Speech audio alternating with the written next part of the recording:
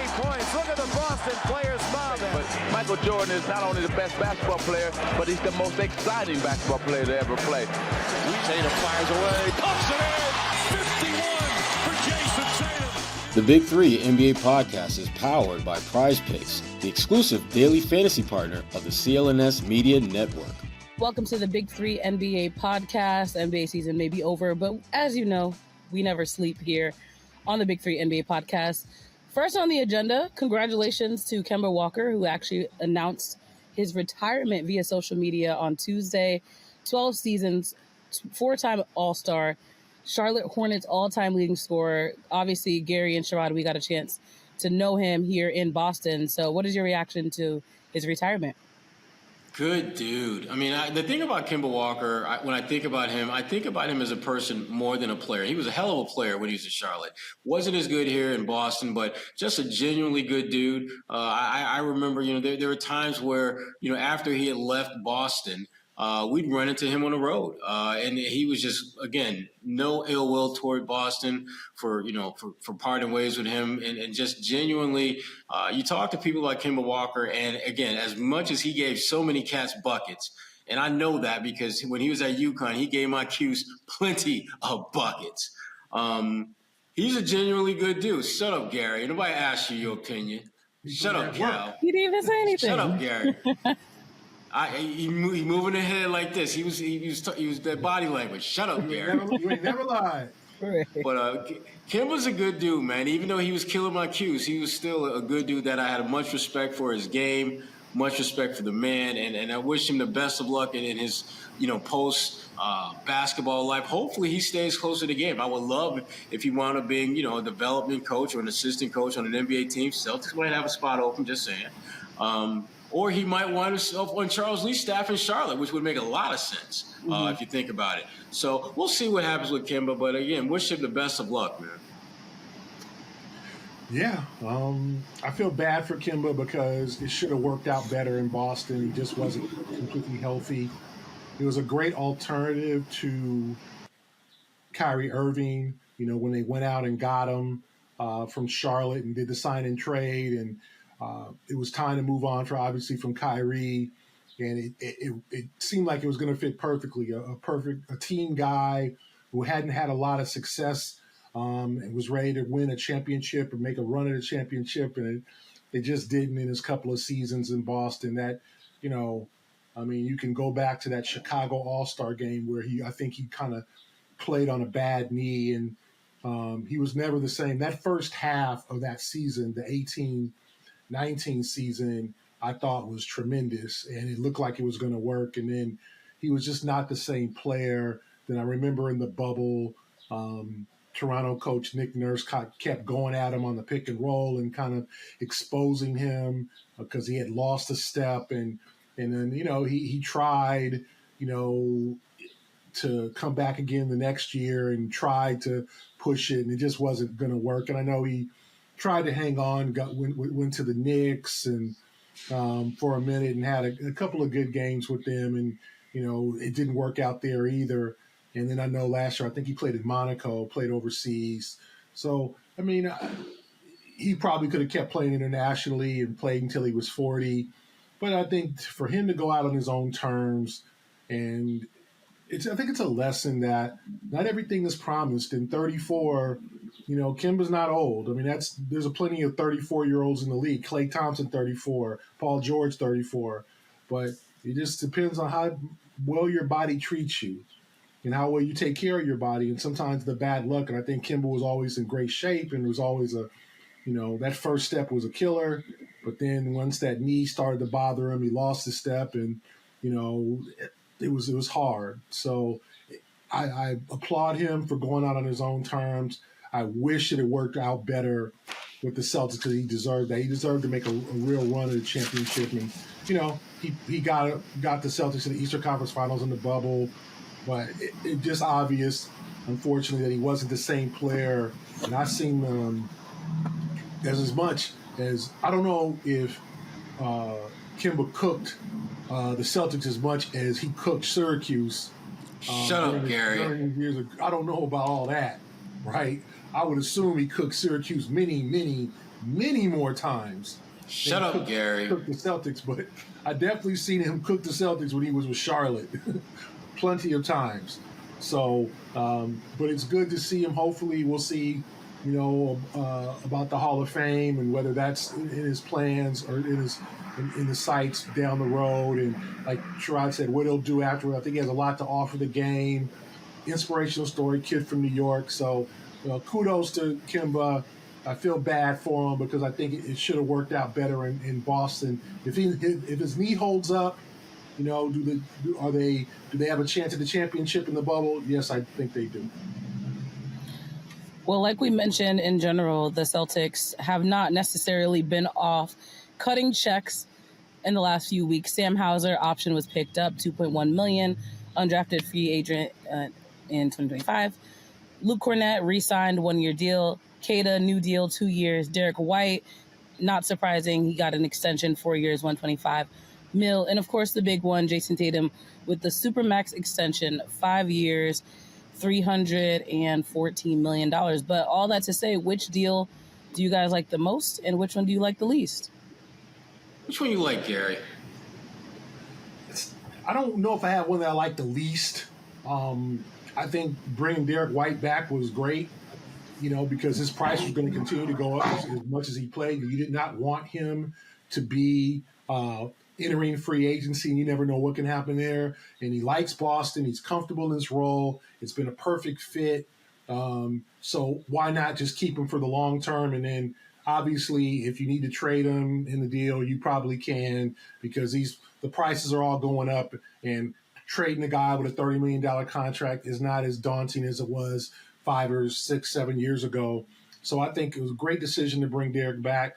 Jayson, I think everybody knew it was a foregone conclusion. He was going to sign the Supermax. He's going to be here till the end of the decade at least. He's just finished his 7th year. He signs a 5-year extension. I think that kicks in. So he's under control of the franchise for another 6 years. He has a player option in that 5th year. I think it's $71 million. So hopefully we'll still be around, and we'll see if he walks away from $71 million. That's a hell of an option. I know Paul George opted out of $48 million, and people, what the hell? Man, I don't care about those circumstances. I ain't opted out no $48 million. Like, you going to that's a hard ass. Oh yeah. But Paul George did, and he ended up getting $50 million. From the 76ers, so it worked out. But man, if I was signing that opt-out, I'd be. You opt out of $71 million. Hands shaking. You're gonna get. Sign that opt-out. I'd be like, shoot, that's a lot of money. But good for Jayson. Good, and I said I don't think it was a bad deal. Bringing Sam back. Sam, you might lose the free agency next summer. Or you can work out a deal to bring him back. But like Sherrod mentioned with that second apron, man, them tax dollars is going to be a lot. And but you got the foundation to make multiple runs. And, Wick, Grossbeck, putting the team up. I know it's hard for him, but the team is in a good spot to contend for many years. And now, as we've seen, we can talk about Philadelphia and New York are both coming after the Celtics now.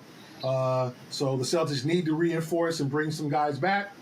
And I'm sure during free agency, when the market kind of starts to level off, and they'll probably bring in a couple of new guys to reinforce their roster. Yeah, for me, the contract that I like the most out of all of these is the one that we really didn't know was going to come to fruition, and that's Keita. I think he's a really talented young player, and that's a guy that I think he's going to outperform that contract. And it was important that they made him they waived him and then re-signed him to the deal because. When you start looking at this roster and you start looking at that front court specifically, there's a lot of uncertainty as to the direction that they're going to go with their front court. I mean, Al is getting older. Porzingis is not going to be there at the start of the season. And beyond that, it's like, what you going to do? Your wings and your backcourt are straight. I mean, those guys are signed, sealed, delivered for years to come. But what about your front court? Do you have any young talent that you're developing?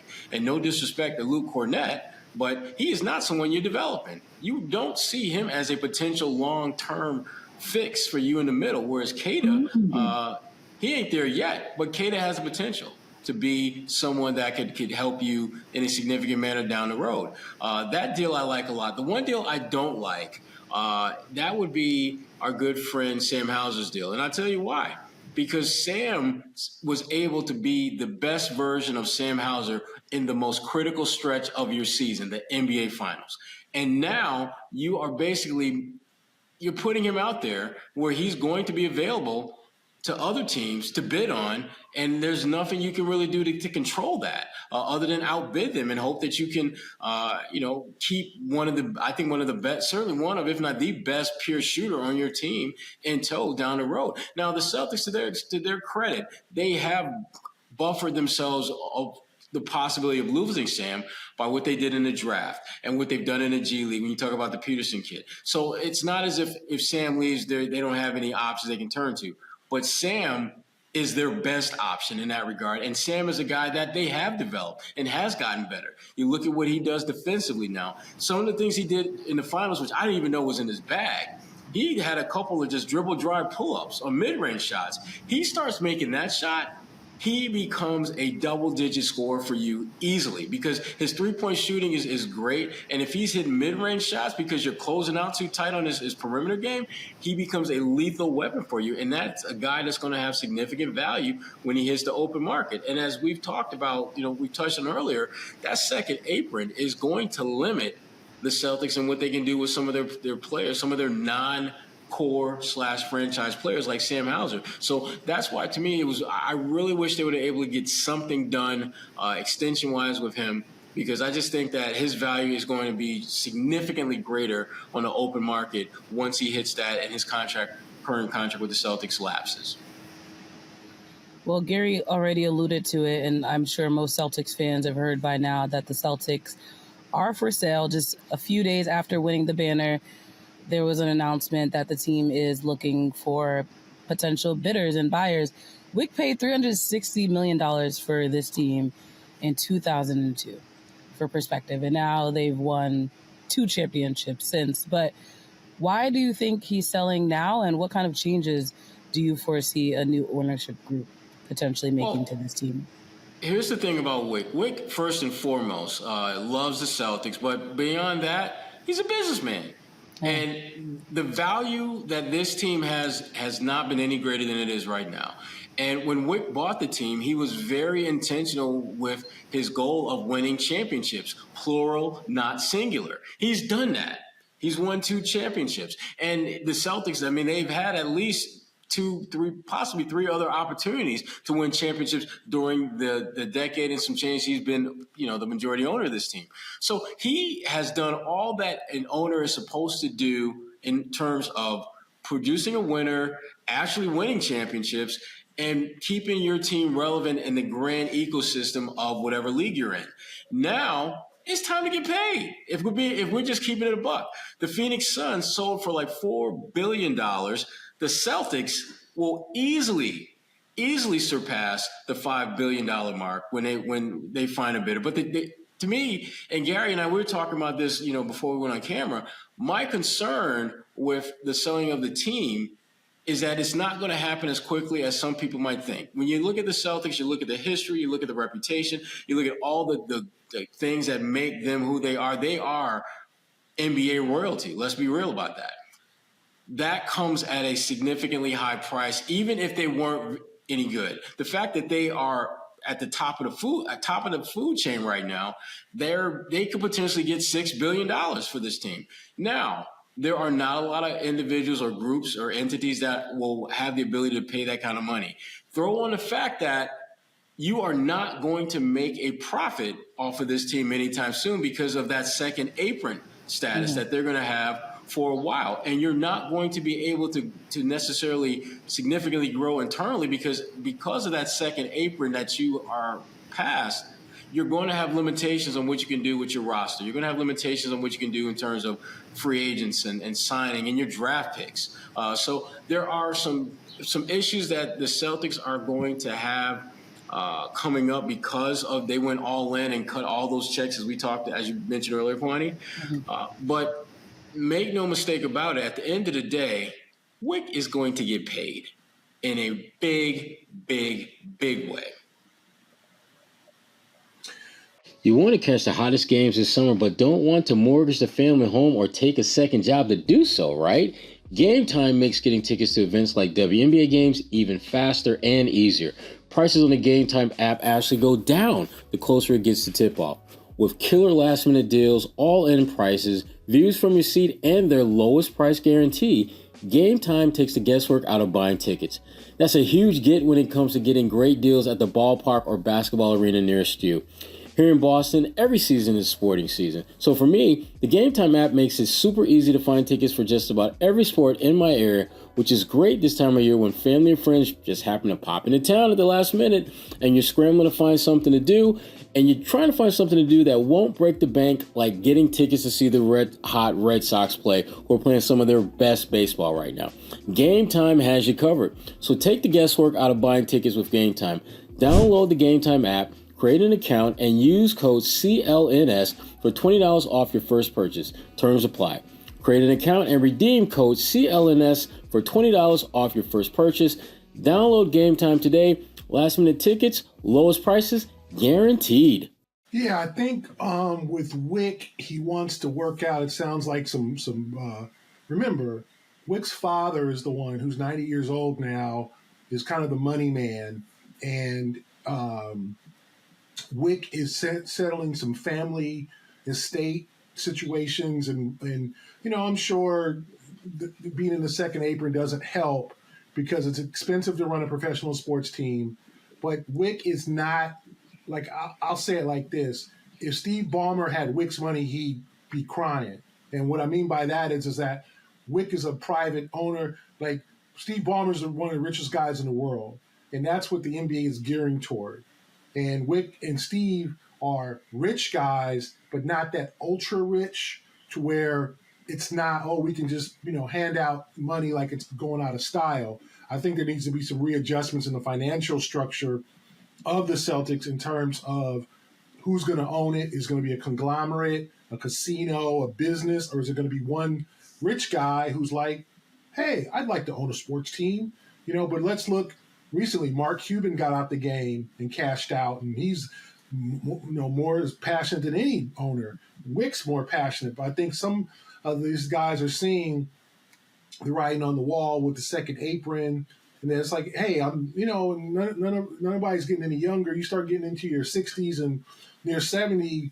What happens if something happens to you, or what happens if something happens to what's the estate going to be like, or whatever. And so I think that's probably a personal decision, and there's no better time to sell a team than after a championship, especially a team, one of the benchmarks of the NBA is the Celtics. So I don't blame Wick at all. I'm going to miss Wick, but he's going to be around. It sounds like it's going to be a tiered thing, which is going on now in Minnesota, which has not gone well, right?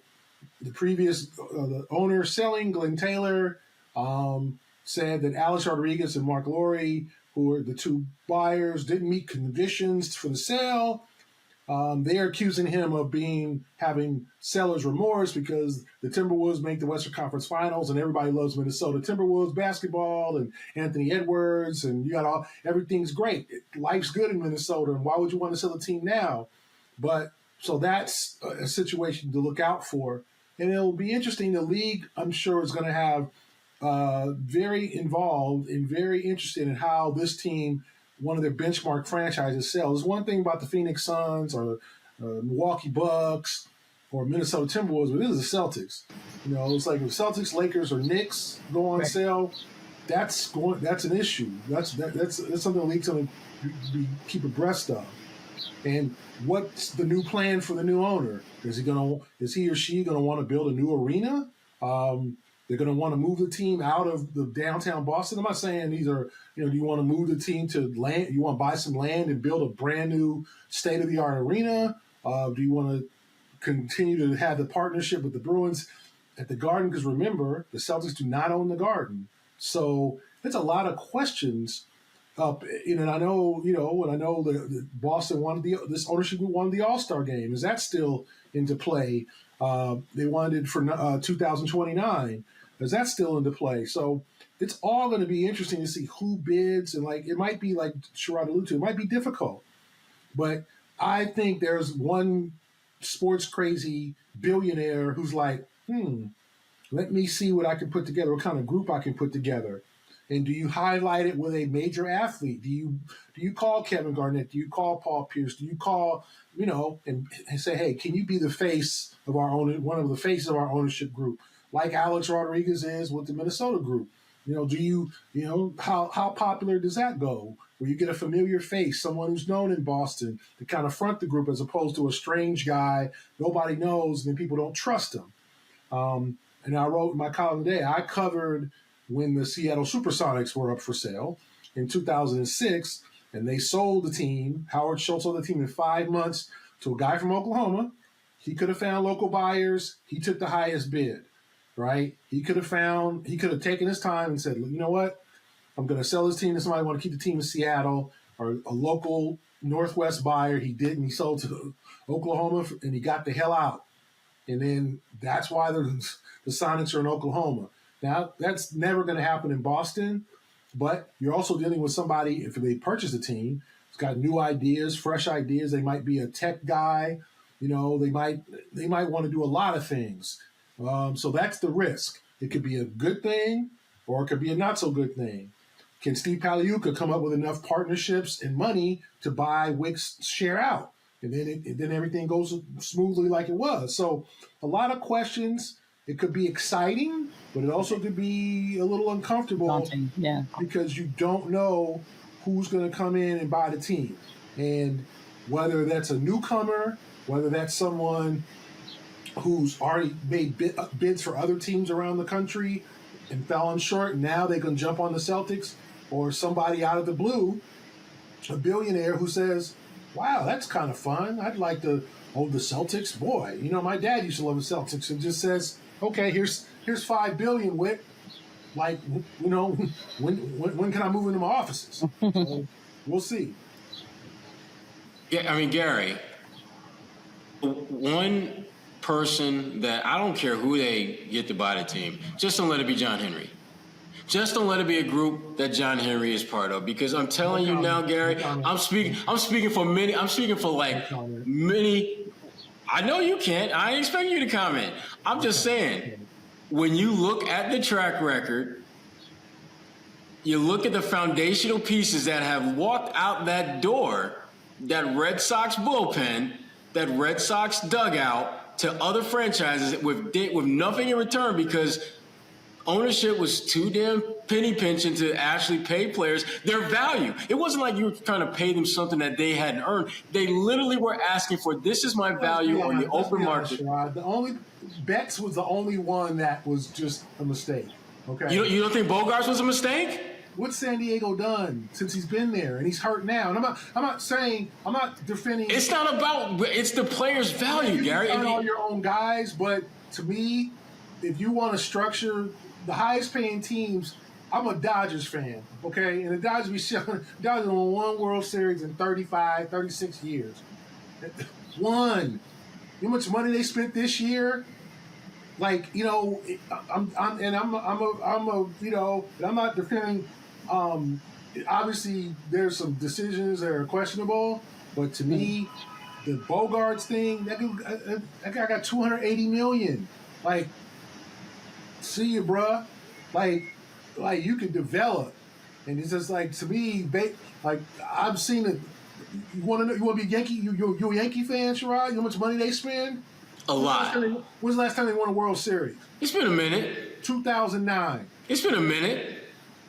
2009. The Kansas City Royals have won a World Series since the damn. The Washington Nationals have won a World Series since the Yankees. It's been a minute. Texas Rangers have won a World Series. Baseball is you just don't know. You can shell out all that money. How much money did the Phillies give Bryce Harper? Have the Phillies won a World Series? Nope. So it is difficult, and I'm not defending anybody. But I think there'll be an affluent owner who will come in. Maybe, Joe Lacob owns the Warriors, but he was a minority. Maybe he gets an ownership group and says, you know what? I want to own the Celtics now. Like, this is an unusual situation. Usually, the Mark Cuban brand of owner, the kind of youngish, really rich, techie guy, that's kind of growing. Look, Matt Ishbia with Phoenix, the guy who owns the Pistons, and you talking about spending money. He gave Monty Williams $70-something million to go away.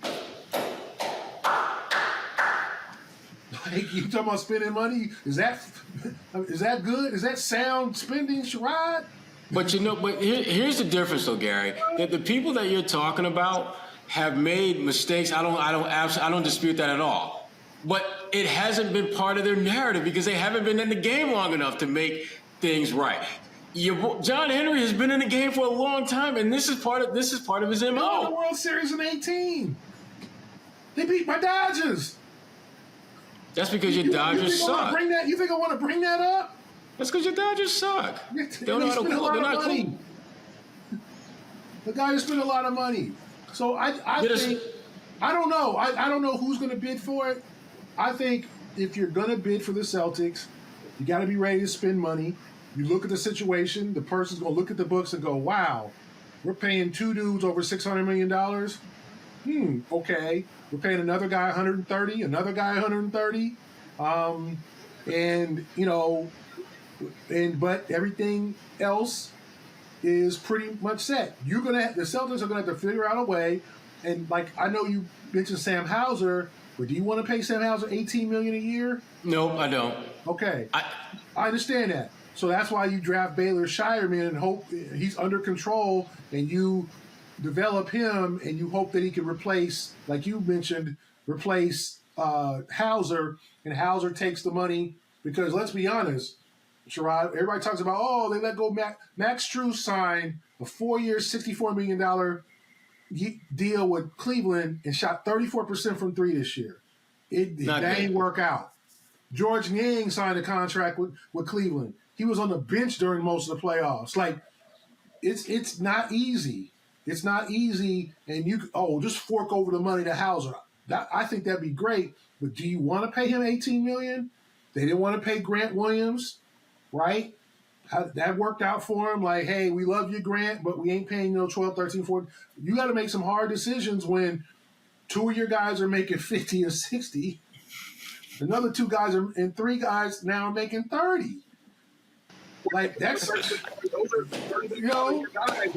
how it goes. Derrick White turned himself from a $17 million a year player to a $30 million a year player with his improvement. Porzingis is a $30 million. Those are $30 million a year guys are not super duper stars anymore like it was 10 years ago. So whoever inherits this team is going to have to figure out, and the Celtics have enough astute management to figure out the salary cap, but eventually they're going to have to get out that second apron. Eventually they're going to have to go frugal. You keep your star players and all that. They ain't going to be trading nobody, but you're going to have to cut it down to lower that tax bill, unless you have an owner who's like, F it. For years, and we know, Sherrod, the Warriors group was like, here. Like, and, they started, they were like, we wanted championships. They got 4. They paid a grip. Now, they didn't want to pay Klay. We talk about that. Like, they're like, we're not going to win like that. We ain't spending all that money. Right. And that's what it comes back to, Gary. Ultimately, are you willing to pay the price to win? And if that price is too high to win, or you are paying a price that is not going to win, you're going to look to cut costs. That absolutely makes sense. I get that. The Celtics ain't there yet, but you're right. I mean, at some point, you can see down the line in 3, 4, maybe even 5 years, they absolutely will be in that position where they're going to have to make some real hard, gut-wrenching calls on guys that they don't want to part with, but they may have to just because of just the economics. And then you're going to have to draft well, like they did. You have to draft at the end of the first round because that's where you're going to be. You're going to have to find guys off the street like they did with Hauser. You're going to have to really be astute in terms, like they took 2 guys here who are cheap, going to come cheap with Scheierman and Watson, who are 23 years old. So they 5-year guys. 5-year guys. Ready to contribute. Like they no more of these 19-year-old kids who are going to take 5 years to figure out. No. So it's like, we're going to need productive, cheaper players, and that's how you have to start building and rebuilding your system and your bench to be able to sustain this, because you got, I said, 2 guys making 50, 3 guys making 30. When you start adding up all them coins, it's just like, yo, this is a heavy sack, yo. How is this sustainable? And I think that's the challenge that the Celtics are going to have, is just really trying to figure out how to continue to be an elite team while still building for the future without the kind of assets that your opponents are going to have, teams that you're competing with are going to have. The way that their roster is shaping up in terms of the economics of it, they're going to have a hard time avoiding that second apron and falling into that, second apron area 2 out of 4 years, which then triggers a completely different set of problems and challenges, or having that first round pick frozen in 7 years, which is very likely to be the case because of them being, surpassing that second apron. So that they are going to be in a fight. They're going to at some point be in a huge financial heap of trouble. The only solace that they can take Gary, to you, as you pointed out, is win championships. If you're able to win championships, and then at some point you have to start breaking off major pieces because you just, financially speaking, can't afford to keep being in that second apron, your fan base is going to be like, you know what? It sucks that we got to part ways with this player, but damn, we got 4 championships in 6 years, and we got 3 titles in a 5-year window. It was absolutely worth it for us to have to part ways with them, because even though we got to rebuild and start over, we had a great run. And that's really what the Celtics are trying to do here. They're trying to set themselves up for a great run. And again, not giving Wick too much credit, but you got to get a man his flowers. He put his money where his mouth was. He said that he was willing to pay with the cost of winning championship. And he's done that. And not only have they won 2 titles, but they're positioned to win multiple titles going forward because of the contracts that they were able to get done during this season, and the ones that they were able to do in the first hours and days when free agency started. So they are in a good position. There's no doubt about that for the short term. I think New York, they've got the defensive versatility that can cause the Celtics some trouble. They've got a coach who's very defensive-minded, which, again, I think to beat the Celtics, you're not going to beat them if your focus is scoring, getting buckets. Your best shot at beating them in a best-of-7 is to have an elite defensive unit, and I think New York has the potential to be very good in that regard.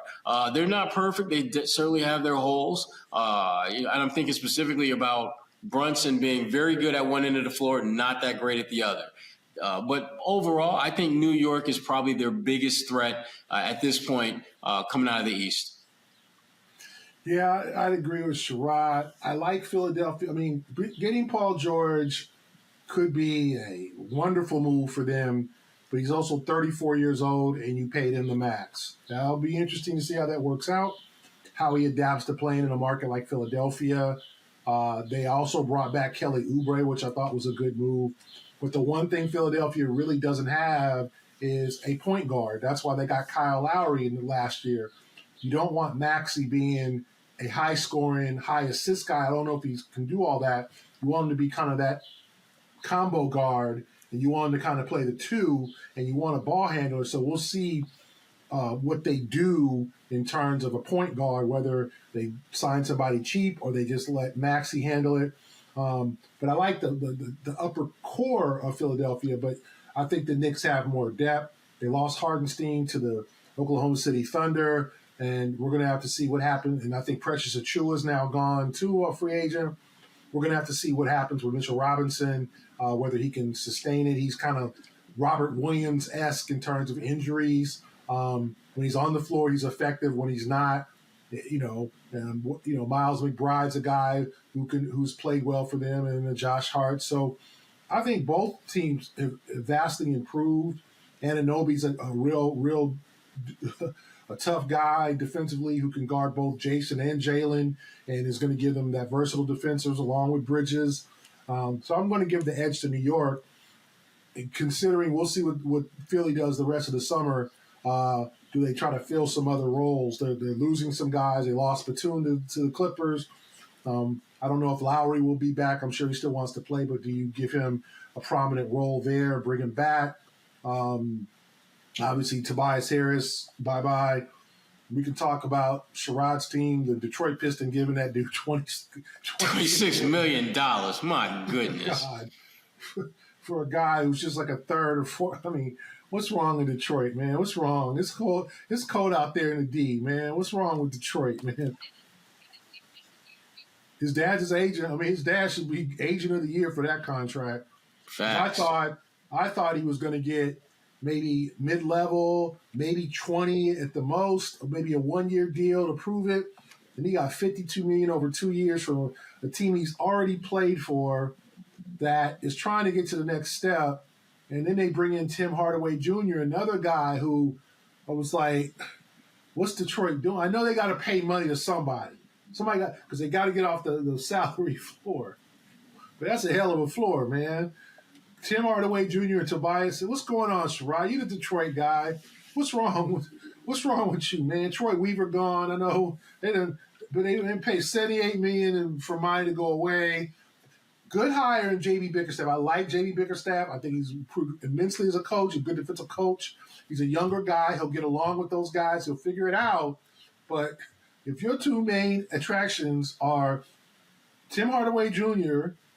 and Tobias Harris. You forget about Cade? Cade's great. But, I mean, who you going to buy tickets? You going to get Pistons season tickets? To see Tobias Harris? Come see Tobias Harris go for 3 for 10. Like, I don't know, Sherrod. What's wrong, man? Like, I really want Detroit. Detroit's a great city. As Vinny will tell you, our friend Vinny Goodwill, one of my favorite NBA cities. I've always had a lot of fun in Detroit. Yes, he has. One of my favorite cities over the years. And I want them to be decent. And it's like they give Tobias Harris $52 million over 2 years. Gary was thinking he would get $5.2 million. Yeah, 5.2. Yeah, who was 5.2 over 2? Way to go. 52. They gave him $52 million. He didn't even want to shoot in the Eastern Conference series against the Knicks. Like, he did not take a shot in that game. That decided he did not take a shot. I watched him. Like, he had no points. He didn't score. Like, bro, Tim Hardaway couldn't get on the floor during the finals. And you made the most of that garbage time, though. You made the most of that garbage time. Yay. Count it. Sherrod, you need to make some calls in Detroit, man. I'm just saying. If it's let's get Isaiah in there. I don't know. Somebody, I mean, what's wrong, man? What's wrong? It's cold. It's got me choked up just thinking about it, Gary. Got me choked up just thinking about it, man. I know, man. You were there. And happy 20th anniversary to Sherrod Blakely, who covered the Pistons in 2004. The last time the last championship. It's been a long 20 years, man. It's been a long time coming. Yeah. Been a long time coming. Long 20 years, man. Since Pistons won a title. I know kids can't even believe it. Like, come on, man. The Pistons didn't win no title. I know you. I didn't win a title. Like, hey, what the Pistons? Come on, man. They ain't won no title. Hell no. But they actually did, kids. Remember, look it up, Google it. They did win a title. Sherrod was there. I was there. I was there. And it was in Detroit. They were the Pistons.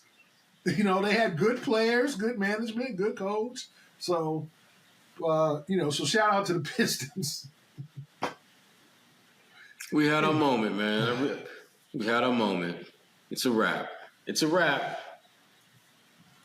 But it is a wrap. But so let me ask you, so Sherrod, I mean, we could end on this Klay Thompson thing. What do you think? What do you think of him going to Dallas? Him kind of telling the Warriors, you know what you can do with your, I'm out. Like he visibly wanted out. Like they were not going to get him back. And does that make the Mavericks better now? They got Derrick Jones went to the Clippers. Josh Green got traded to the Hornets, so they've replaced Green and Williams, Hardaway, and Derrick Jones with Quentin Grimes, who I don't know why the Pistons traded him. I don't either. Don't know why the Pistons traded that guy. That's going to come back to bite them. That is going to come back to bite them. You don't trade a 24-year-old for a 32-year-old or whatever, but whatever. Grimes, Klay, and I forgot the third guy that they got. They're going to be pretty good. I mean, Dallas, I think Dallas, what they've done is they've solidified their place among that top 3, top 4 teams out west.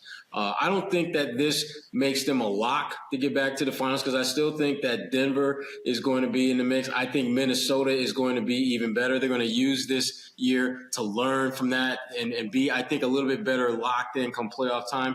Oklahoma City, I love them getting Hartenstein. I think that is going to be the low-key sleeper pickup that's going to catapult them, I think, back to being a team that, to me, they're the front runner to come out of the West, in my opinion. When you look at the one question mark they had, I thought this past year was Giddey. And that's the one guy that's no longer in the picture. And the one question mark I had with them was just how physical could they really be? They add one of the best offensive rebounders in the game, a guy who significantly stepped his game up in the playoffs for the Knicks last year. So but to your original question about Dallas, I think Dallas is going to be one of the top 4 teams. I got them right up there with Minnesota, right up there with Denver and OKC. I think that's your top 4. The Clippers, I don't know what to make of them at this point. They playoff team at best. And obviously, the Lakers, there's always going to be a lot of talk about the Lakers, whether they're good or garbage. I think they're going to be similar to what they were last year, trying to get into the playoffs on the back end, maybe as, no better than maybe a 7th seed, but more likely a play-in type of team. And LeBron, it'll be okay with LeBron because he get to play with his boy, literally play with his boy, his son. So it's a win-win for LeBron. And we haven't talked about it, but I'm not as bothered by that as some people are. About him playing with his son and about his son going, 55th pick overall. Because if you're the Lakers, think about this. You get a player late in the second round who may or may not pan out. Guys taking that late, and we know. I mean, to me, one of the best number 55 picks ever was Etuan Moore for the Celtics, who's taken with the 55th pick. And he had a great career. He was in the league for like 10 years. That's the best case scenario. Guys taking that low almost never make it. You have a special perspective on this, okay? Because you have a son who is a journalist. Now he's more of a producing behind the scenes guy. Yeah. But your son, since when was his first Black Journalist Convention? When he was 15, 16? Probably he was like 7 or 8. Okay, you brought him, so he grew up in our game, grew up in our industry. Okay. Mm-hmm. He wants to be like you, okay? And you're like, well, I want us to work at the same place. So, hey, Isaiah, why don't you just drop out of college and then get a stringer's job at my paper? Then we'll be working at the same paper. Yay! Like when let's say you're at NBC Sports Boston. Yeah, they got a intern's job. Drop out of school and work full-time there and see what happens, and we'll be at the same place. We can take pictures together and look good and father-son. And no. Okay? No, you're not exactly. So I don't have a problem with the nepotism. As I said on Max's podcast with Josue Pavone, I don't have a problem with the nepotism. I don't have the problem maneuvering to get 55, pulling the Suge Knight thing and telling teams don't draft my guy or see what happens. That was so gangster. That was so gangster. I don't have a problem with Rich Paul. What I have a problem with is if I had a son who wanted to be in my industry, I don't want him skipping steps. I want him to have the best, longest career possible. I don't want him coming to the NBA when he's completely not ready, so he can be on my team and get all this training. Because you've jump-started his grown man life, okay? LeBron Jr. is now a grown man. There's no more going back to college, no more college parties, no more the girls and all that. The fun that you have when you're growing and finding yourself. He is now a grown man, 19 years old, were born probably 2005. I mean, shoot. I mean, that's not that damn long ago. Okay? And just because you want to play with your son, you force this issue. And you got him, I want to go to the league. Like, you're not good enough yet. And it's okay. Like, and I said on the other podcast with Max, people would compare this to Griffey Jr. and Griffey Sr. A little different. No. When Ken Griffey Jr. got out of high school, he was the number 1 overall pick in the Major League Draft. He was the truth. Now, Bronny went number 1. That's a whole different story. Bronny went 55th. He wasn't a first-round pick even to think, not even close. So why would you force the clock to start? Even, you could have done it next year. You could have said, Bronny, transfer you didn't like USC. Okay, that's not your school. That's not worked out for you. Go to Ohio State. Go be a Buckeye. Go to Duquesne, where LeBron's high school teammate now is coach. Go somewhere, play a full year, play the position, go only to a school that says they'll let you play point. I want to play point. He can work that out. He'll get NIL money, whatever he wants. He'll get, and then play a full year, and then maybe play yourself into the first round. But he didn't. And to me, you skipping all these steps, and we've seen it, Sherrod, and we've seen it, Kwani, how hard it is for these young men to come out of college. We were there the day James Young got drafted. What happened to James Young? First round pick, played a year and a half, never to be seen from. Even the kid on the Celtics now, J.D. Davidson, couldn't wait to get to the league. Out of Alabama, played 1 year, played 2 years in the G League. Now he's a free agent. Will he come? Well, the Celtics are probably going to bring him back on another two-way. Like, his future's in limbo. He's 21. Like, why would you want to do that to Bronny? And I'm not saying that the Lakers will not cut him, but they just signed him to a standard NBA contract, which kind of like messed up their cap a little bit. Like, a lot of it. What? Because he wasn't going to play. My man ain't playing on two-way. Like, he came in, whether it's Rich Paul's idea, LeBron's, you coming in with requirements. My boy for the 55th pick. He should have been on a two-way. He's a perfect okay, you want to try him out? Two-way. Nope. He goes sign a deal. Like, is that fostering his long-term success? That he's not ready. He get all the training he wants. Okay. I mean, to me, he's not ready. And Sherrod, as well, that the NBA is not the league to get ready in. It's not the league to get ready in. Now, if you work your ass off, you can work from a fringe guy to a contributor, right? There are those rare people. But we saw when Kobe came out of high school, you saw like, yeah, it's going to happen. It might not happen now, but he's going to be the dude. You saw it. We don't let our eyes fool you. We saw it. Every time you see a dude, that dude's, it's going to happen. We saw Tatum. We saw Brown. We saw these guys come out of school, and we were like, yeah.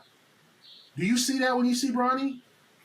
No, good athlete, not a great athlete, good 6'1". athlete. Right. Doesn't as good wingspan, not great wingspan. Lateral quickness, good. I mean, he's a good player, but he's 6'1", not Derrick White. Oh, Derrick White's 6'5", 6'6". Drew Holiday is 6'4" and mad strong. Right. Drew, you see Drew in person, you look like, damn, you taller than I thought. You see Drew in person, Drew's bigger than you think. Don't let the TV fool you. You see Drew's imposing. Drew got some heat with him. Drew, don't step up get to Drew. He ain't gonna walk up on Drew like that. Don't do it. Don't do it. My whole thing is, like, why would you fast track your son's development just so you want to play with him? Because Garrett, you just answered the question with your response. Because you want to play with him. This is about LeBron. This isn't about Bronny. It's not Griffey Sr. and Griffey Jr. Griffey Jr. was in the bigs by 19 years old. Like, he was starting in center field for the Seattle Mariners. Like, like to me, it's just like y'all. Nobody sees like why would you tell your son? Why would you tell Isaiah drop out of school and just come work in NBC Boston or wherever you're working because it's a good photo op and I can tutor you. Where he got 3 more years. Like you want him to take his natural road to have as much success as he personally can. Forget you. To me, it's Kwani. If your son, if you lying to yourself, if you think my son's ready to play in the league, he's ready to like work out with NBA players. Yeah, Sherrod, we could go. We when we in our younger days, we could have got on the court with dudes who were like, you know. I mean, we are in college playing pickup with dudes who are like D1 players, and like might not have embarrassed ourselves, but we were like, yeah, that dude's real good. Like, you know what I'm saying? I'm sure you play pickup at Syracuse with dudes who were like NBA. I mean, you could stay on the court with them, but like, Lawrence Moan gave me some buckets. Yes. He gave me some buckets, but he was Biggie's all-time leading scorer, so that's it. You play with dudes who are on the team, and you're like, yeah, I see why that dude's on the team. Damn, that dude good. You know, I mean, we saw it. We could play on the same court, but that doesn't mean we're at that level. So I just think it's a disservice to Bronny to just fast-track him and take away college, take away his youth. You know, this ain't Michael Jackson and the Jackson 5. This ain't, no, you ain't Mike. You ain't, you know what I'm saying? We see it. We can see it. This ain't Carmelo after his freshman year at Syracuse. This ain't that, you know what I'm saying? If that was the case, I wouldn't say a word. But we saw it. And, he's got athletes. There's a lot of 6'1" athletes in the G League. Yeah. Facts. So, I don't know. I'm not the nepotism, whatever. I just don't like. I just pray for that kid can get as much success, and he'll not, and he won't skip steps, and he'll work. And you don't even see what kind of player he can turn into because we don't know yet. Is he going to be a scorer, a shutdown? Like someone brought up Avery Bradley. That's probably best case scenario. But Avery was a different kind of athlete. He was an elite, and he had a ridiculous wingspan. Yeah. Avery was an elite defender at 19 years old. Mm-hmm. He wasn't a great shooter. He ended up playing 12 years in the league, being an elite defender. He worked on his shot, never made an all-star team or whatever. If that's your ceiling, a guy who never made an all-star team, okay. Like, to me, that shouldn't be your ceiling. Like, nothing against Avery. Avery did everything he could, you know. Had a good career. Yeah. Won a chip, I think, with the Lakers in the bubble. Like, Avery did all he could. He got all out of his talent. But it's like, to me, if I'm like my son, I don't want a son drop out of school and we gonna hire you to cover high schools and then we can take pictures together. No, fool, you gonna finish your ass in school and you gonna go through all the camps and all the training, and then we gonna make sure you're ready. And you not only get to the league, because you know what, it's draft night is great. I mean, you cover guys. With Detroit, I cover guys in Seattle. They look good. They had the suit on, and then you never saw them again. Like It's great to make the league and tell you know, and play put it on a uniform. Don't you want more for your son than just that? I want him to be great, and I'm gonna no, dude, you ain't ready. You ain't ready to be great yet. Be great in college first. And then when you come, boom, you're going for Rookie of the Year. That's right, Gary. And also, as we close out, we just got word that Xavier Tillman is going to be reuniting the crew. The gang's all back together. Again, the management ownership really trying to make all these deals before they close out. But Xavier Tillman, 2 years to reunite here in Boston as well. So that'll be an interesting addition, or I guess keeping of for the front court. But for Sherrod Blakely and Gary Washburn, I'm Kwani Lunis. This is the Big 3 NBA podcast. And of course, we'll continue to keep you all covered throughout this quote off season. Thanks for watching.